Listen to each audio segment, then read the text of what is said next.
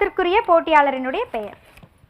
தாத்தி தேவதீரன், Sri Mahadeva Guruji Vidyalaya matric மேல்நிலைப்பள்ளி, குடவாசல், திருவாரூர். வாங்க தேவதீரன். அடடா, தாத்தி தேவதீரன் அவர்களே, தாத்தியினுடைய விளக்கம் தெரியுமா? சொல்லுங்க. தாத்தி அது யாரு? பேர் சொல்லுங்க. தளபதி. அம்மா பேர் திலகவதி. அடடா, அப்பா அம்மா பெயர் தளபதி, திலகவதி, தேவதீரன். அற்புதம் அற்புதம். இதுக்கே கைத்தறல் கொடுக்கலாம். நல்லா. தேவதீரனுக்கு ஒரு சிறப்பு என்ன அப்படின்னா, எல்லாரும் என்ன பேசுறாங்கன்னு பார்த்துருவோம். ஃபுல்லா நம்ம முழுக்க பார்த்துட்டு அதுல இல்லாத ஒரு விஷயத்தை இங்க கொடுக்க வந்திருக்காரு. தயாரா இருக்கீங்கல்ல? உங்களுக்கான தலைப்பு என்னன்னு கேட்டுருவோமா? கேட்கலாம். மிக அழகான பொருள் செறிவு மிக்க ஒரு குறள். உடையார் முன் இல்லார் போல் ஏக்கற்றும் கற்றார் கடையரே கல்லாதவர். அற்புதமான குறள். அதற்கு வலிமை சேர்த்து விடலாமா? தேவதீரனுக்கு ஒரு நல்ல கைத்தட்டல் கொடுத்துடலாம்.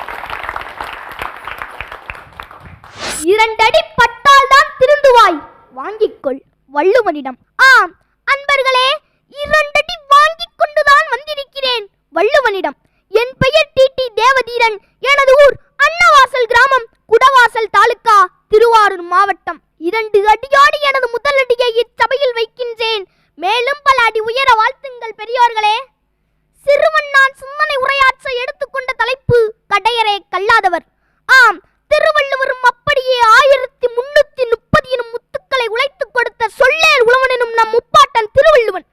அதை துறை இசையில் கொண்டு வந்தான் மருதகாசி எனும் நம் பாட்டன். நல்ல நல்ல நீளம் பார்த்து நாமும் விதை விதைக்கணும், நாட்டு மக்கள் மனங்களிலே நாணயத்தை வளர்க்கணும், பள்ளி என்ற நீளங்களிலே கல்விதனை விதைக்கணும், பிள்ளைகளை சீர்திருத்தி பெரியவர்கள் ஆக்கணும் என்று 7 தூக்கும் பிள்ளைகள் நாளை நல்ல நாடு காக்கும் தலைவர்கள் என்று இதைதான் பாடினார் குழந்தை கவிஞர் வள்ளியப்பா. திருக்குறளின் 40ஆம் அதிகாரம் பொருள்பாலில் கல்வி அதிகாரம் தந்த 395வது குறளின் ஈற்றடியின் முற்சிறுதான் நான் எடுத்துக்கொண்ட தலைப்பு. இதோ அந்த குறள்.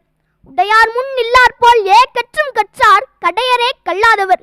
செல்வந்தர் முன்னால் தனது வறுமையை போக்கிக் கொள்ள கை கட்டி நிற்பதை போல் கல்வி கற்றவன் முன் ஏங்கி நின்றாலும் கற்றவரே உயர்ந்தவர், கல்லாதவரே தாழ்ந்தவர் என்று இக்குறள் பாவின் நாம் பொருளை காணலாம். கை கட்டி நிற்றல் என்பதும் ஏங்குதல் என்பதும் மனிதத்தின் கழிவிறக்கம் கொள்ள வேண்டிய இடங்கள்.